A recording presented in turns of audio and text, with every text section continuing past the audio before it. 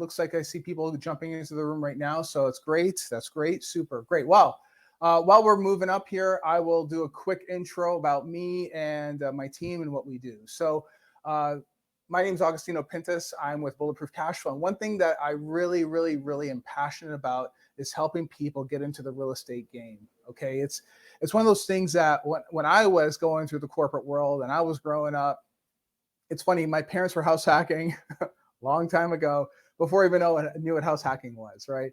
And one thing that I learned by doing real estate is that it's a great way to build net worth. All right. It is the way to build net worth. So we're going to talk a lot about that today. That's what we're going to talk about. That's what we're going to be covering. So before I go on, okay, if you're watching this on YouTube after the recording or after the live session that's going on right now, okay, go ahead, throw up a subscribe if you would. All right. It does help the algorithm. The more people we have watching our stuff and taking a look at it, it helps us out. Okay. If you never subscribed to us before, please go ahead. A lot of the viewers that view our stuff and they view video after video after video, we can see that. Nothing being creepy or anything. They like our stuff. Go ahead, hit the subscribe. Go ahead, like it. It's fine. You have a comment, you don't like it, comment on that too. I want to hear about what we can do to make things better for you. Okay, that's very, very important to me. Like I said before, that's why we do all this stuff. Okay. We also have some live events coming up. So if you're in the Cleveland area, keep an eye out for that. And again, we're going to be talking about this on social media too. Okay. So, but let's get to it. All right. Let's talk about net worth. All right. Let's talk about net worth. So what is net worth? How does the dictionary define net worth? Well, net worth is the value of an asset, the value of the assets of a person or a corporation minus the liabilities they owe. Okay. Now, sounds very textbook. Sounds very sounds like something you read out of a dictionary, right? But here's the thing. Okay, what it really, really means is that if you own, say, let's keep it simple. Let's keep it simple. You have a car. Okay, you have a car. You pay $10,000 for it. All right. You put $2,000 into that asset to buy the asset. Okay, and the rest of it is a loan. Okay. So you have a $10,000 car. The market value is $10,000. You put $2,000 into it. The bank owns $8,000. They have a loan against it, right? So that means your net worth in that asset is $2,000. So okay, look at it like that. Okay. The difference is when we're talking net worth, we're talking globally across all the assets that you have. Okay, globally across all the assets that you have. Why are we talking about that? Well, because here's the thing. Unlike a car, which loses value over time, real estate increases in value if you run it properly, you improve the NOI, you improve the asset, you make it a great place for people to live. That's the great thing about real estate. That's why, as far as building net worth is concerned, getting into the real estate game is the way that it's done. The many of the folks that you hear about, they built the billionaires and the multimillionaires, more than likely built their net worth in real estate. Okay, so that's really what it comes down to. And that net worth is really used as a gauge of a company's or a person's financial health. Okay, it's a snapshot of the current financial position. Now, here's the thing. Here's the thing to realize, right? Like I said before, just because you have net worth, you can be worth millions of dollars. Elon Musk worth millions of dollars on paper. He's a billionaire, multi-billionaire on paper. Let's talk about that for a second. What does that mean exactly? That means that on paper, in companies he owns SpaceX, he owns Tesla, he owns the Boring Company. They drill holes underground, for tunnels and stuff. He owns Neuralink. He owns a bunch of other the rocket company. I guess I already called it SpaceX, but there's other companies that he owns, right? Well, all these companies generate revenue. All these companies generate revenue. They have value. They have, obviously, the factories, the equipment, all that stuff has value. And he's part owner of all these companies, which makes him a billionaire. Does that mean that he can walk home right now? He's got a room full of cash? Of course not. No. billionaires, multimillionaires, all these folks, they don't keep cash just lying around. They don't even keep them in the banks. Usually they keep some cash in the banks. They keep some liquidity depending on the requirements that they might need to fulfill for a specific lender or something like that. But usually all those folks, those high net worth people, they send off those little dollars off to war to go take some casualties and bring them back home. That's what they're looking to do, right? And meaning what they're doing is they're going out, they're taking that cash, investing in other deals, and they're pulling all that cash back in to make more. That's what they're doing, okay? And you can do the same thing, all right? The point, though, is that just because someone might be a multi-millionaire, all right, they're a multi-millionaire on paper, they're meaning like they have all these assets, it doesn't mean that they have a bunch of cash lying around, okay? It doesn't mean that. They're a millionaire. I'm not degrading that either. They're millionaires. There's certain creative ways of tapping that money, using lines of credit and things like that. That's a whole other discussion, right? It's a different type of banking type of relationship, right? But the point is that there are when it's on paper, then you're still a multimillionaire, but you don't just keep cash lying around. Okay, that's important. So you might say, oh, well, what's the point then? What's the point? Well, here's the point. Okay, like I said before, having net worth measures your financial condition. It measures your financial condition. Okay, if you have more net worth, you're able to leverage that net worth to go buy other things.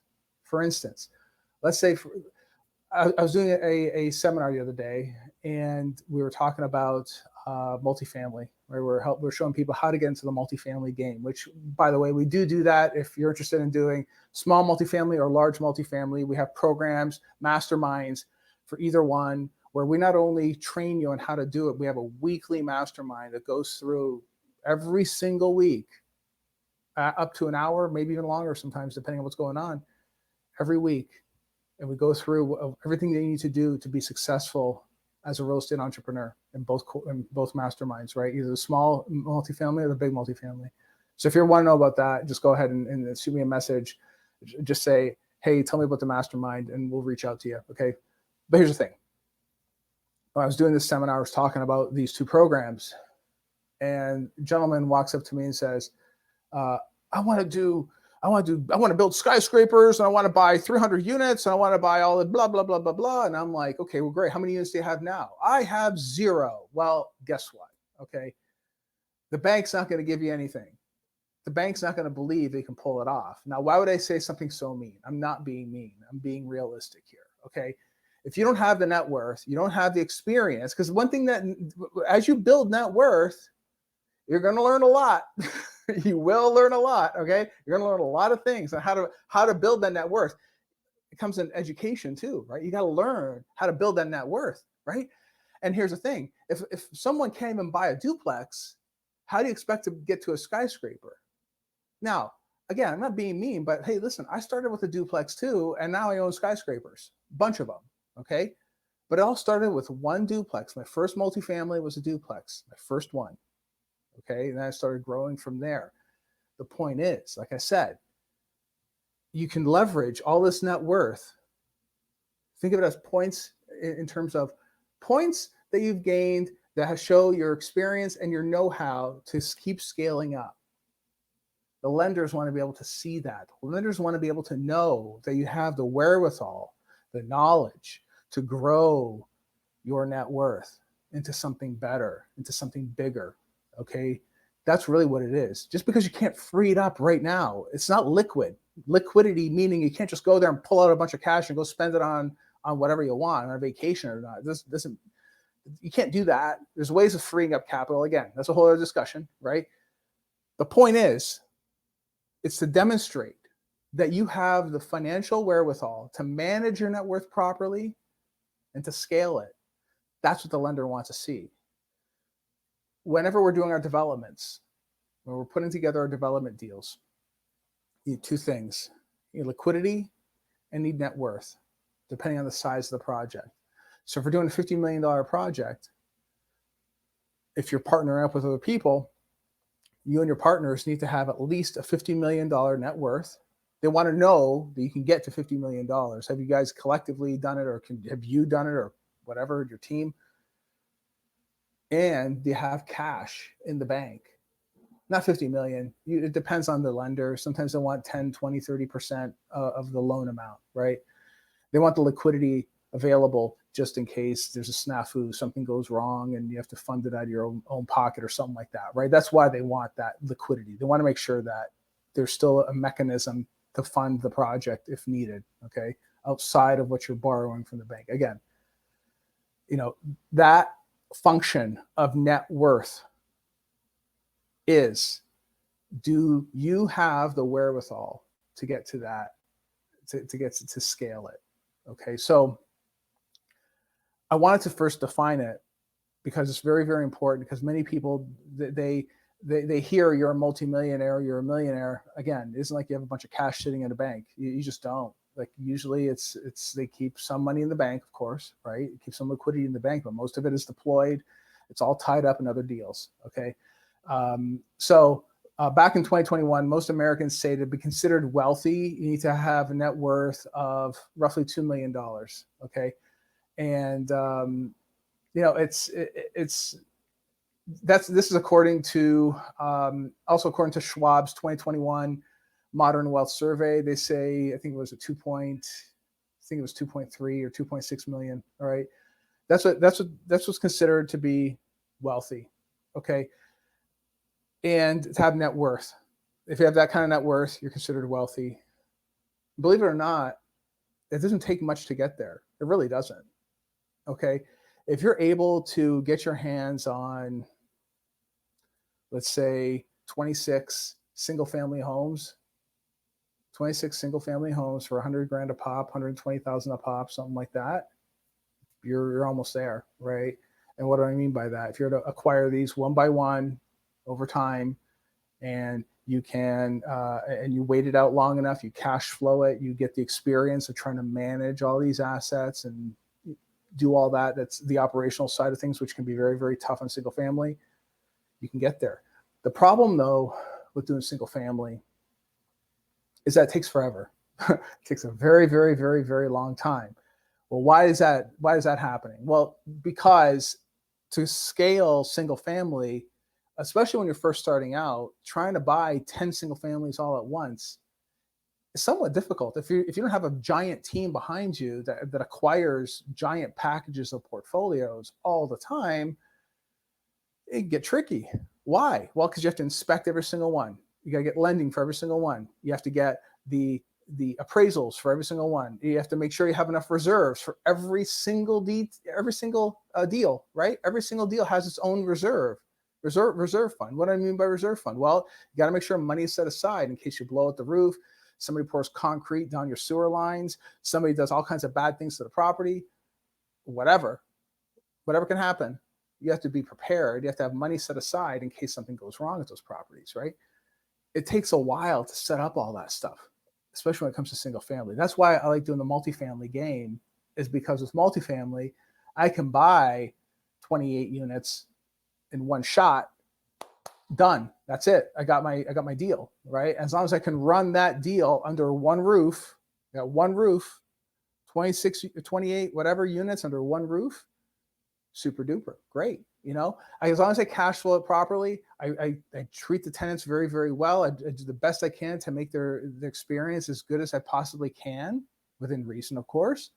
So it doesn't cost us any money, right? It's still a business. Then great. That's how you're able to improve your net worth. But the first step is really, you have to make a decision of what you want to do, right? So, and let's go through that. Let's talk about the steps needed to build net worth. Okay. Let's talk about that, because I think this part's going to be absolutely critical here. Okay. So like I said, step one, when you have to make the decision. Now it sounds very cliche, right? What do you mean by making a decision? Well, here's what I mean. Okay. When, like anything else, when you decide to wake up every single morning at 6 a.m. to go to the gym, and you do this every single day without fail, you go to the gym, you work out, you go to bed in the evening, you wake up the next day, 6 a.m., go back to the gym, you do this every single day. Eventually, you're going to see there's a change in your physiology, right? There's a change. It takes time, but it all starts at the very, very beginning with that decision of what you want to see happen. That's the key, right? So when it comes to decision, here's what I'm talking about is you have to really decide what your number is going to be. Is it going to be a million? Is it going to be 10 million? Is it going to be 100 million? Is it going to be a billion? What is it, right? And set a time to it, right? So if you're out there right now and you're listening, and you might say, you know what, that $3 million number, according to Schwab, or is it 2.6 million, whatever, let's make it round up to 3 million. Great. To get to a $3 million net worth, I want to do it in 3 years, which is, by the way, very reasonable. It can be done. If you're willing to bust your chops, it can be done. I've done it. It can be done. I've seen other people do it. It's possible. The question is, are you willing to work as hard as you can to get there? That's the hard part, because the first million is always the hardest. Once you get past the first million, 2, 3, 5, 7, 9, all of them become way, way, way easier. Get into the first one. It's always the hardest. Let me assure you. But making that decision first is going to be what it comes down to. Okay, so decide. Like I said, select a time, or select a number, and select a time. 3 million, 3 years. Great. And then what you start doing is you start collecting those assets and not expenses. And what do I mean by that? Stop buying stuff that does not serve the overall goal. I was the other day I was at the mall and I saw these Funko Pops, I think is what it's called, right? These little dolls. I was walking around with my kid. He knows all about these Funko Pop things. And it's crazy because this reminds me of the old Beanie Babies from back in the 80s, right? It's the same nonsense. Everybody's going crazy over these Beanie Babies. Oh my God, this Beanie Baby is going to be worth a bunch of money, blah, blah, blah. According to who? Why? How? There's no value. It was made in a factory and then put in a box and then put on a shelf. It doesn't really do anything. There's not enough demand. The way that I put it is, if there was a global apocalypse and there's you have to transact because you need a loaf of bread for your family, you're going to hand them a Funko Pop or a silver coin. Both are about the same amount of money, by the way. A Funko Pop's like $28, and a silver coin right now you can probably buy for $28 depending on the quality and the size, right? What do you think the person's going to want to transact in? A Funko Pop, a doll, or a coin? Simple, right? Stop buying stuff that does not fulfill the goal. That's what needs to happen, okay? And then everything that you do from then on is all through that lens of real estate, right? That's how I did it. I mean, everything I bought ever since I started this whole game was just around real estate. That's it. I didn't buy anything that did not fulfill that need, right? I was it was difficult, but here's the thing. I focused on my real estate business and I focused everything through that lens. So what does that mean? What did I do? First, I started with a small single family. I found a great deal, an 11-unit deal back then, like we're talking 5-6 years now. And I just happened to stumble on it by mistake, found the deal, bought it, sold it off for a lot of money, took that money, rolled it into a bigger deal, and just keep on rolling it and rolling it and rolling it and rolling it, right? Extreme amount of focus. But what didn't I do? I didn't buy the fancy cars. I didn't buy the fancy clothes like I used to.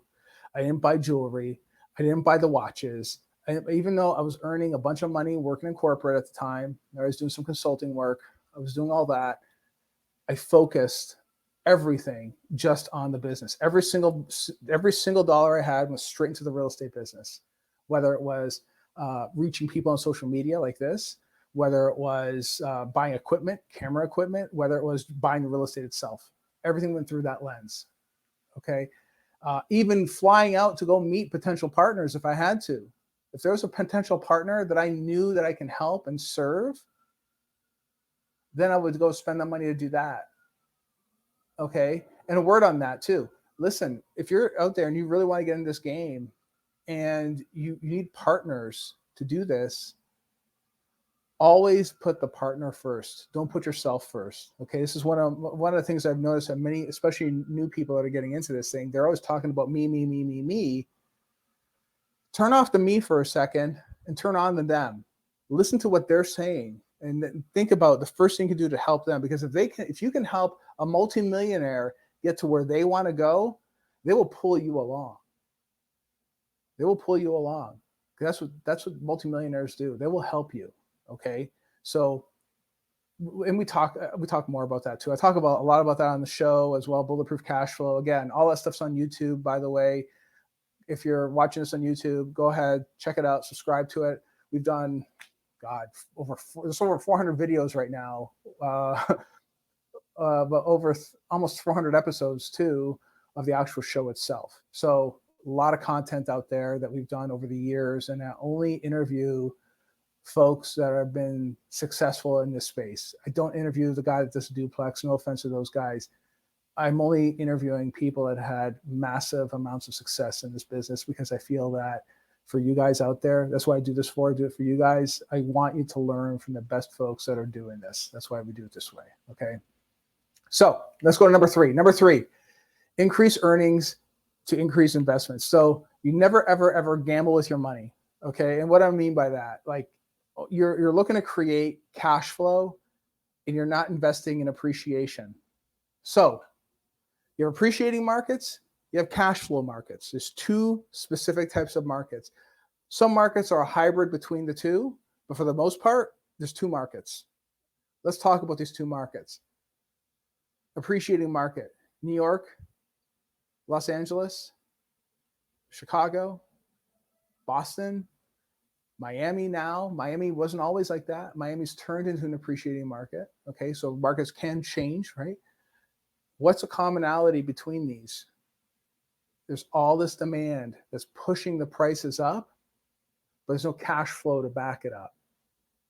Okay, meaning someone just assigns a value to it, and there's no, that you're losing money just buying the deal. You're losing money on a monthly basis just to support the deal.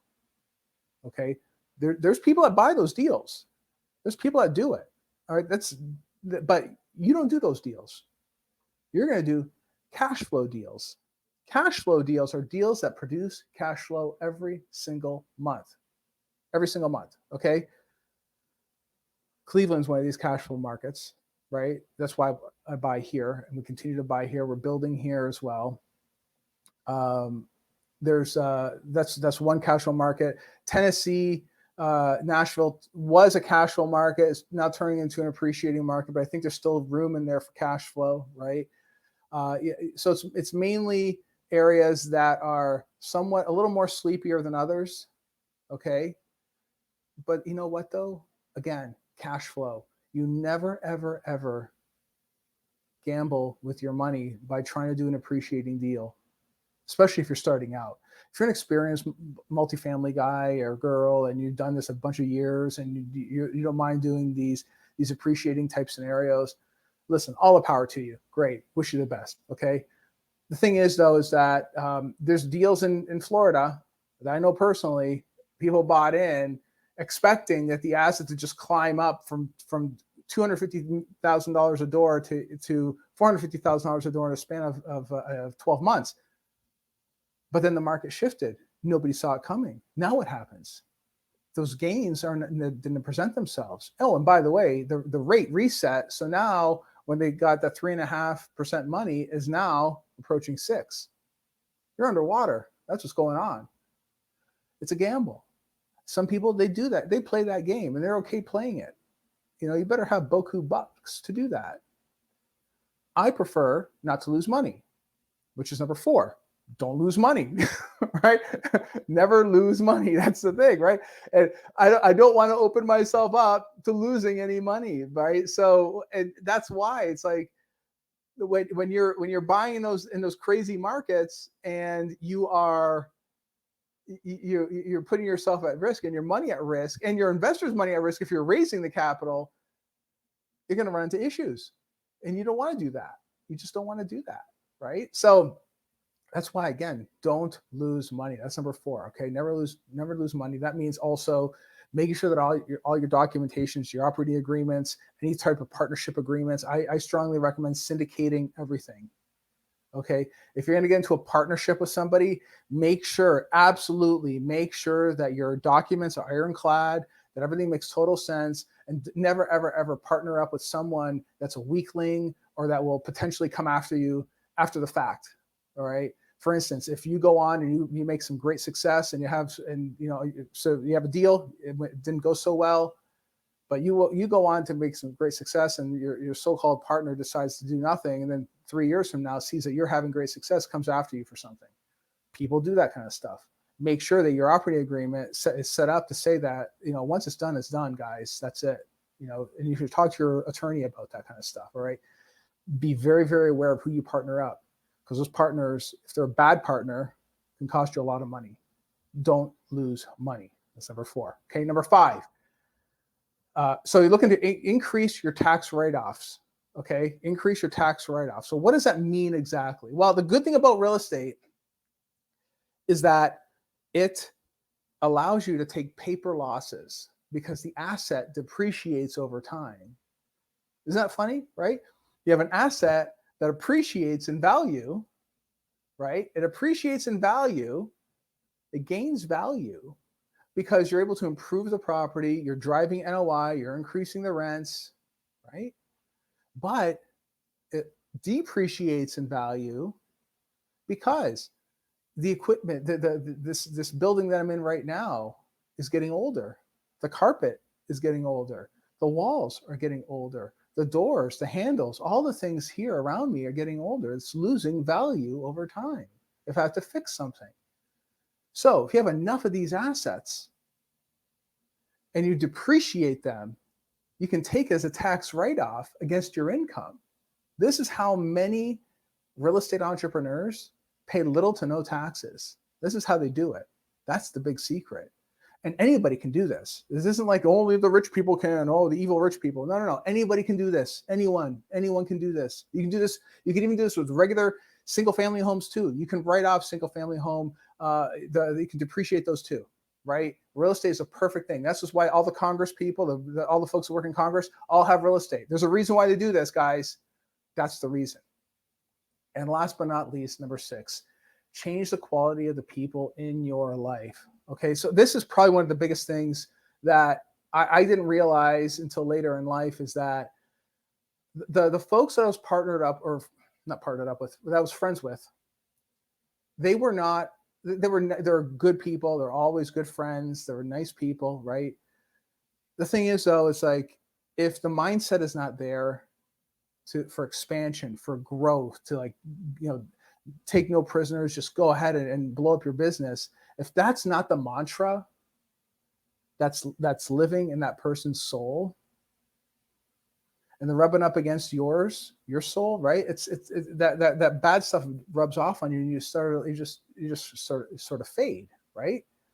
But here's the thing: iron sharpens iron, right? If you're partnered up with someone that is like, go get them, always aggressively trying to attack the next goal, and you're right there with them, helping them, pushing them through, and they're helping you, you're helping them, and you're growing off each other. To me anyway, that's a quality person. That's a quality person I want to be around, right? That's a quality person I want to be around. And I surround myself with people like that all the time. I like having people like that around because it keeps me motivated. Because listen, I'm a motivated guy. Believe me, I'm a motivated guy. There's some days, you know what? It's like, man, it's a hard day today. I'm just going to take the day off. Everybody gets it. And that's okay. That's all right. Take a day off. It's fine, However, don't make that the norm. And the way you change that is to be around people that are always aggressively trying to go after it, getting after it. Those people are out there. They're out there. There's plenty of those people out there. It's changing your circle of friends, which first comes changing yourself, changing your mindset, reading the right books, getting in the right mental framework, getting in the right physical framework too. Okay. Upgrading and do it all over again. All right.